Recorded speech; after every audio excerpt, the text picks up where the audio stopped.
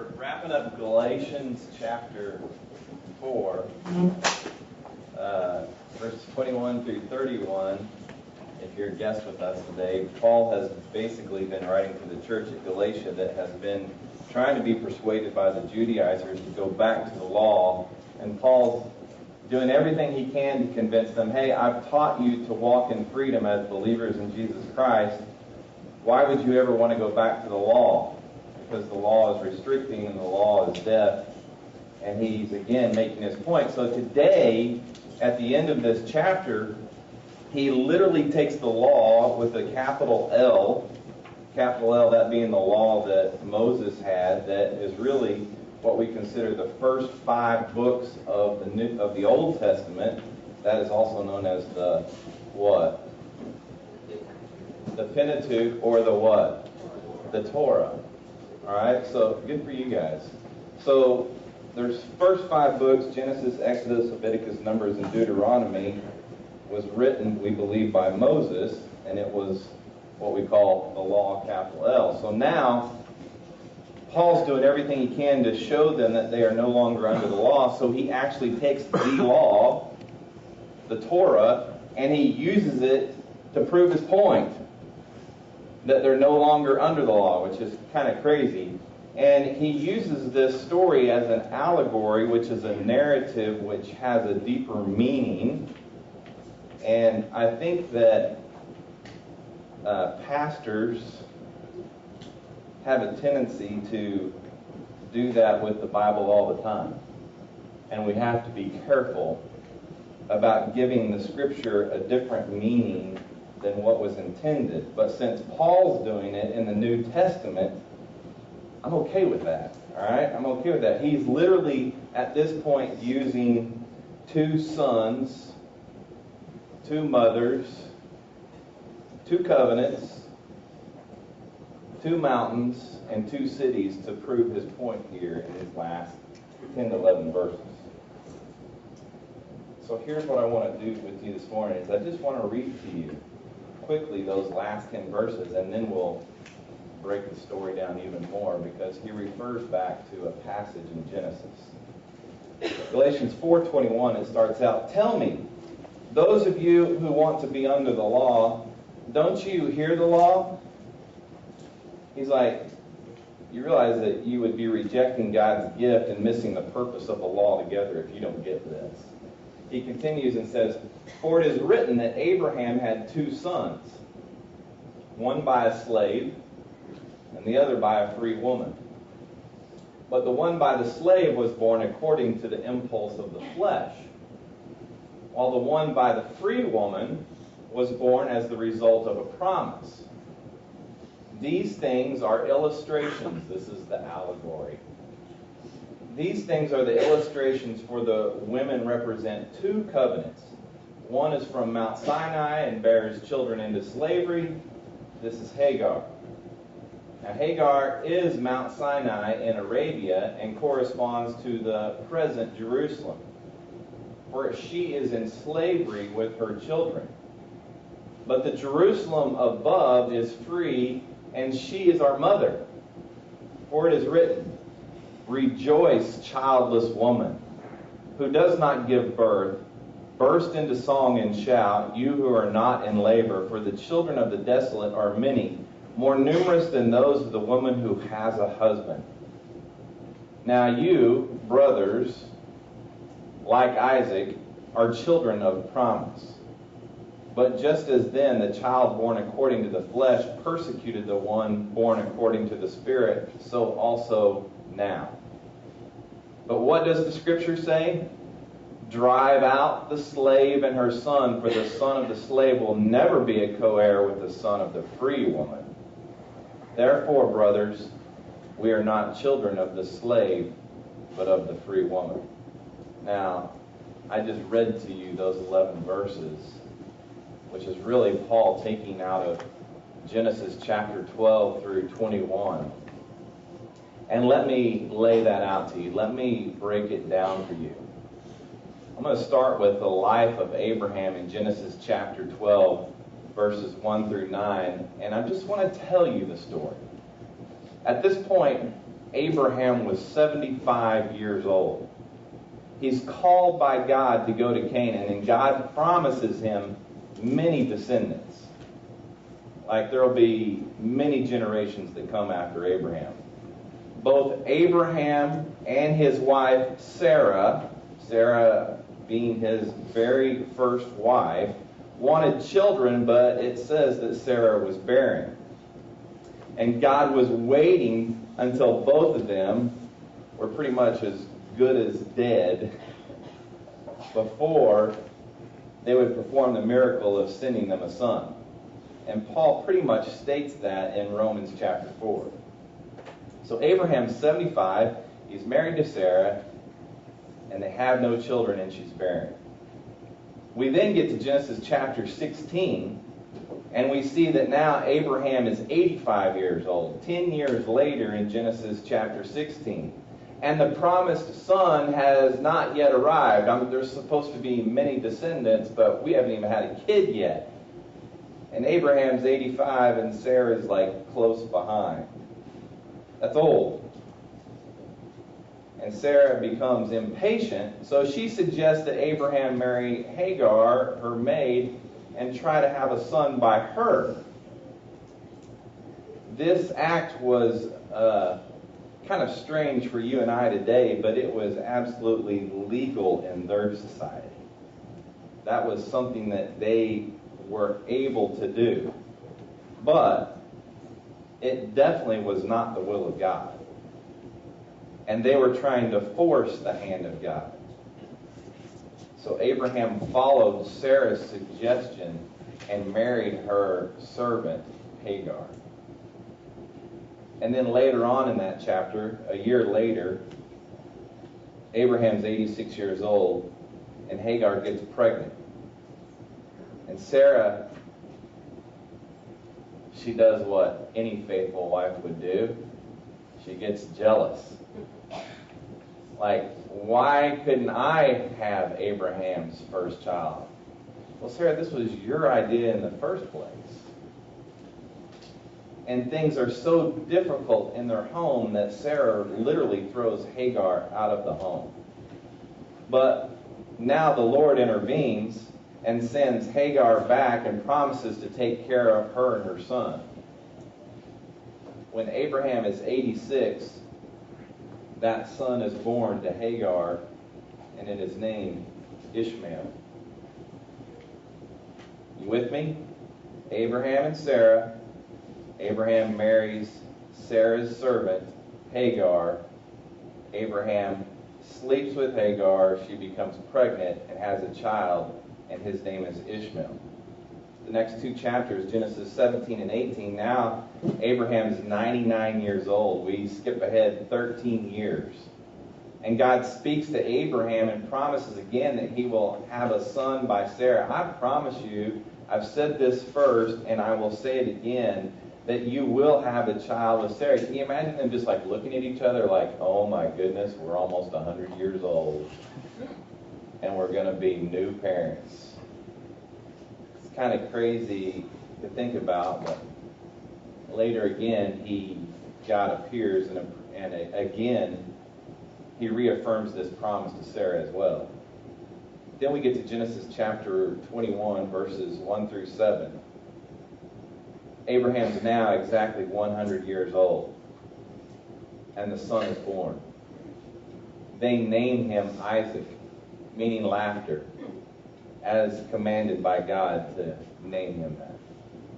But the arrival of Isaac creates this new problem in the home. Now there is this rival between Ishmael and Isaac. You see, how old would Ishmael be now? If he was born when Abraham was 86, Isaac was born when he was 100. Ishmael is 14 years old. Like he's been the only child and is absolutely close to Abraham, and Abraham is close to Ishmael. There is a tight father-son bond between Abraham and Ishmael, and now Isaac, this new child, comes along. Genesis chapter 21, verses 8 through 14, Abraham is now 103. 3 years later, it was customary for the Jews to wean their children about the age of 3, and they made a big deal out of it. It was a great occasion for them to be weaned. And at the feast, Ishmael, he starts to mock Isaac and to create trouble in the home. And there is only one solution to this problem. You see, there was tension for like 3 years once Isaac was born, and a costly one at that. The only solution was Hagar had to go and take Ishmael with her. That's brutal, right? For you to send your firstborn child away because it's caused problem for your other child. So with a broken heart, I'm sure Abraham sends Hagar and Ishmael away because at this point, this is what the Lord told him to do. Now, on the surface, that story appears to be nothing more than a tale of a family problem. But beneath the surface, there is absolutely deep spiritual meanings that carry a great spiritual power, and Paul is using this to explain it to the Galatians. If you can literally peel back the skin on this onion of a story, you'll be amazed at what you see. You see, Abraham had 2 wives and 2 sons, and they represent spiritual realities, and the relationship teach us important lessons. Paul begins with these 2 sons, Ishmael and Isaac, in his verses there, and he explains that they illustrate our 2 births. Our 2 births in this room as new believers. He's explaining this to the church at Galatia. The physical birth makes us sinners, and the spiritual birth that makes us children of God.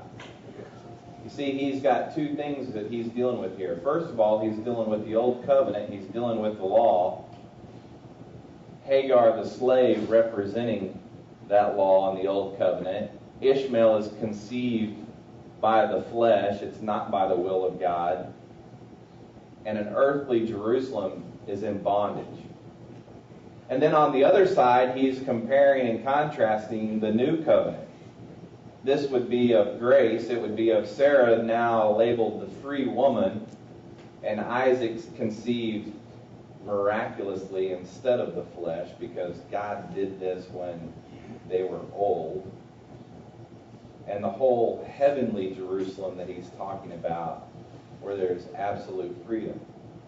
So Paul is now contrasting the old and the new.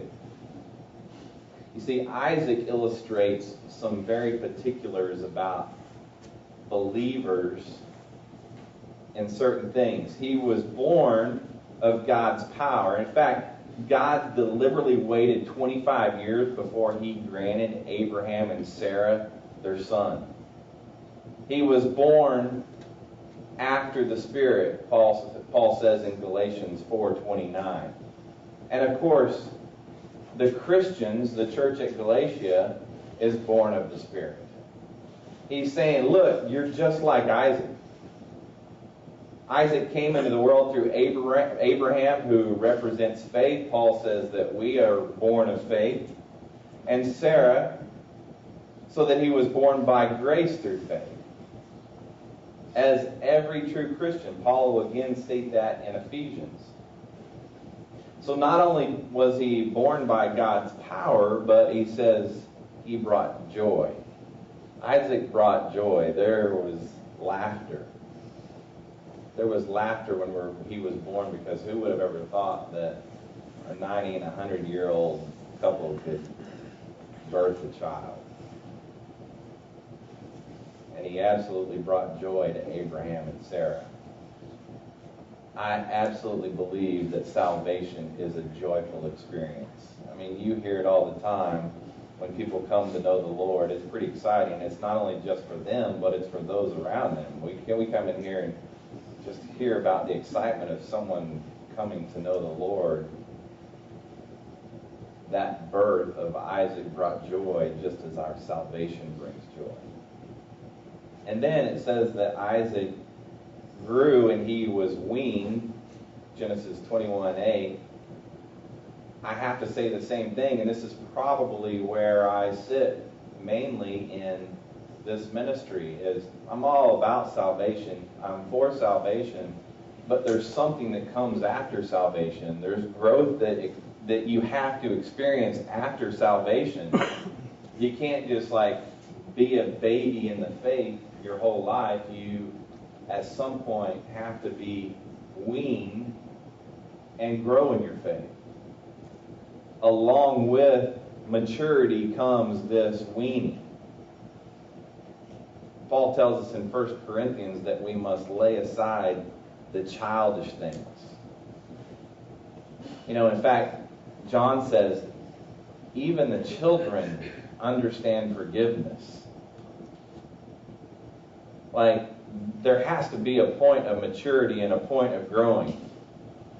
It's easy for us to hold on to the childish things, but at some point we have to really grasp the tools that make us a mature believer. And I have to say this, I'm sure that the child does not enjoy being weaned. But the child can never become a man until that happens. Dad, that's important for you to hear in your own spiritual walk. For you to become a man, you have to be weaned. For you to become spiritually mature, you have to get off the dependency of someone else and learn for yourself. And then also, we know this about Isaac, is that he was persecuted by his own brother. His own brother, was mean to him.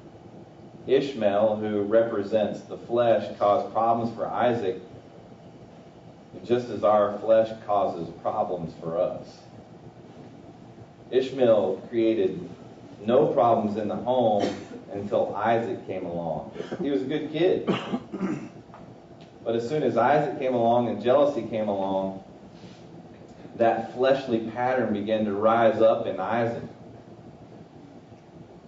You see, in Abraham's home, they had these basic conflicts that even we today as Christians have to deal with.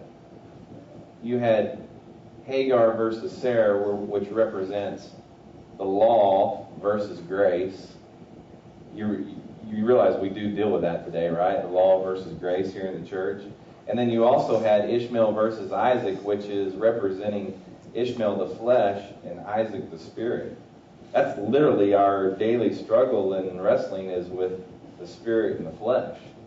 Us knowing who we are in Christ versus the power of sin that dwells in our flesh and is constantly sending us corrupt thoughts. So it's important to note that you cannot separate these four factors.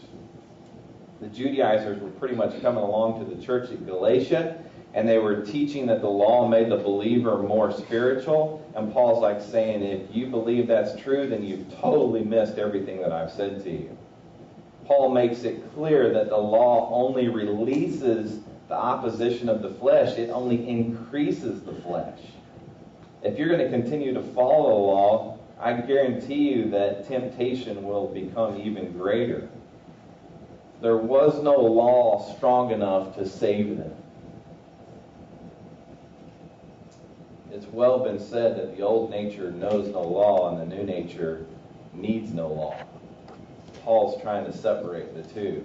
And having explained the significance of the two sons, Paul now turns to the explanation of his two wives, Abraham's two wives, Sarah and Hagar.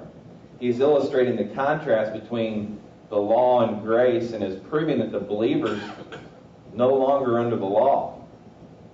Notice this fact about Hagar that proved that law no longer has power over the Christian. Hagar was Abraham's second wife. You got to see this. God did not begin with Hagar. Abraham's first wife was Sarah. Sarah represented grace. God started the whole story with Abraham with grace.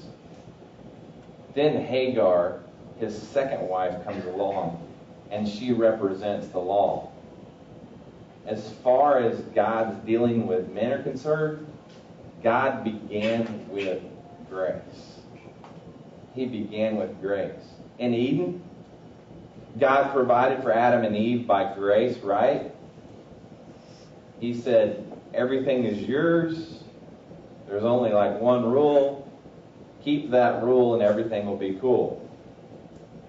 And even after they sinned, God showed even more amazing grace by sacrificing an animal, the very first biblical sacrifice, taking the skin from that animal and clothing Adam and Eve, who had just discovered their nakedness because of the sin that they had just done. So there's grace before and there's grace even after. And so Paul's taking now the two wives of Abraham and he's comparing and saying the same thing. In his relationship with Israel, God first operated on the base of grace rather than the law. He made that covenant with Abraham back in Genesis 15, right? But he didn't bring the law along till Exodus 21 with Moses. He even started with his own chosen people with grace rather than law. Paul is making a lawyer's stance here. Like he is bringing it to him. When God even delivered Israel from Egypt, it was on the basis of grace, not law. For the law had not been even given yet. They hadn't made it to Mount Sinai yet. And like Hagar, Abraham's second wife, the law was added. You get that? Grace was first, then the law was added. Just as Sarah was there first, then Hagar came along second. And she moved in on the scene. Another thing that you need to realize is that Hagar was a slave. 5 times in this section in Genesis and Galatians, she's called a bondmaid or a bondwoman. Sarah, on the other hand, was called a free woman. And therefore her position was like one of freedom, one of liberty. But Hagar, even though married to Abraham, she was still a servant. The law was given to the servant. The freedom was given to the first wife. And then also, Hagar was not meant to bear a child. Abraham's marriage to Hagar was totally out of the will of God. It was really the result of Sarah and Abraham getting together and scheming and saying, hey, God's not doing this for us, so we're going to have to help God out. And in their impatience, they came up with this plan. And Hagar was only trying to do what Sarah and Abraham failed to do. So get this. The law cannot give life or righteousness or even the gift of the Spirit. Isaac was born Abraham's heir, but Ishmael could not share in this inheritance because it was not a part of God's will. You see, the Judaizers came to the church at Galatia and they were trying to make Hagar the mother again. And it just couldn't happen. Sarah was the mother. No amount of religion, no amount of legislation can give that dead life, can give life to a sinner. Can't do it. Only Christ could do that through the gospel. And then, last point there about Hagar is she gave birth to a slave. It says in Genesis 16:12 that Ishmael was a wild man. And even though he was a slave, nobody could control him, including his own mother. So Ishmael is now representing the old nature. Remember that old sinful nature that we received from the seed of Adam? That's Ishmael representing that nature. By nature, the spirit and the flesh are contrary one to another. Paul tells us that in this next chapter of Galatians 5. And again, no amount of religious activity is going to change that picture. Promise you. Hagar was cast out. It was Sarah who gave the order. This is a big deal right here. Hagar was cast out. It was Sarah who gave the order. Cast out this bondwoman and her son. And God subsequently approved it. Like he's like, yes, they need to be cast out. Why is that such a big deal for us as the church and the new believers? Because the old nature has been cast out.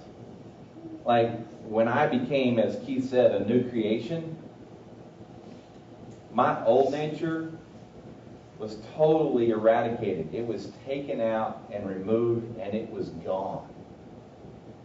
And Paul's like saying the same exact thing happened to Hagar in this illustration.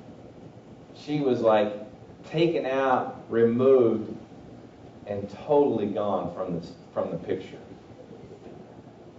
It's impossible for law and grace and the flesh and the spirit to compromise and to stay together.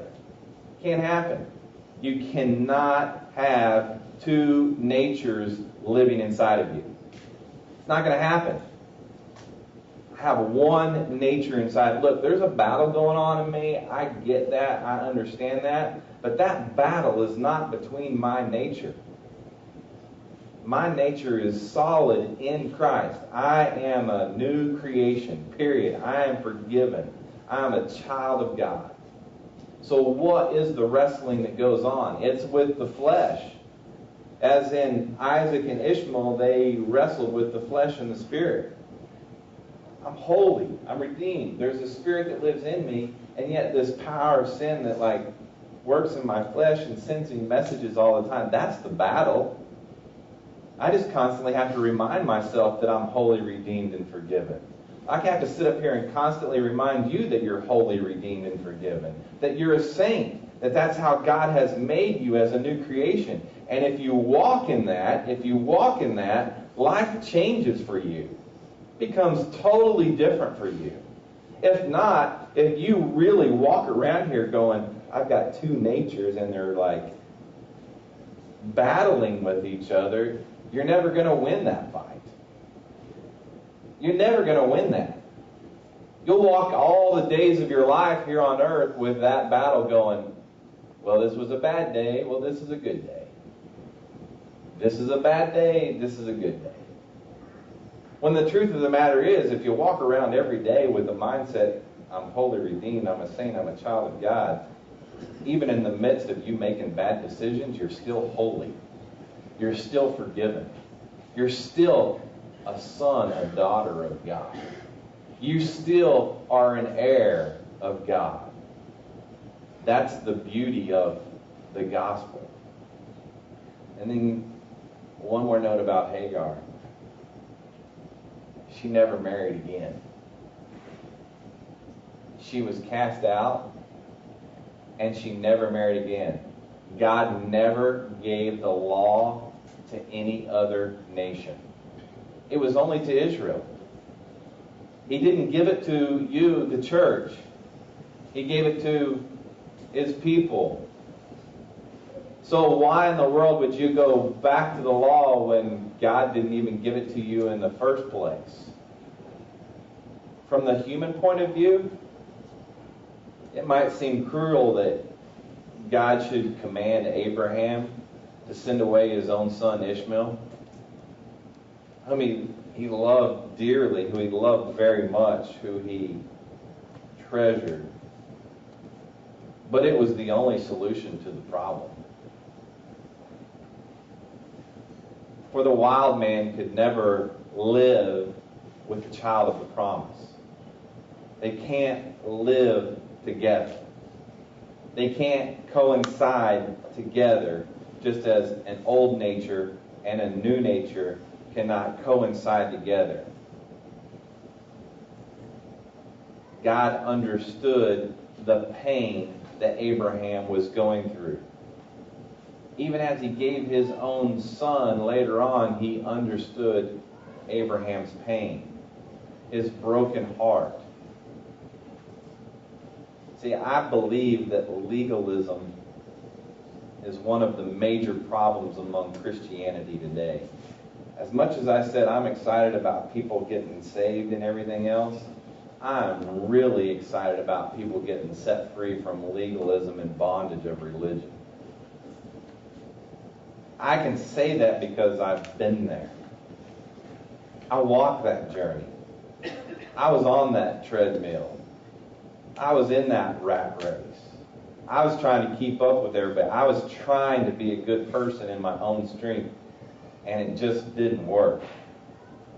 And then I got to a point where I understood what the Spirit did for me. Here's this. I had to learn to trust the Spirit in me. Lord, if this is true, I'm going to try to chill out.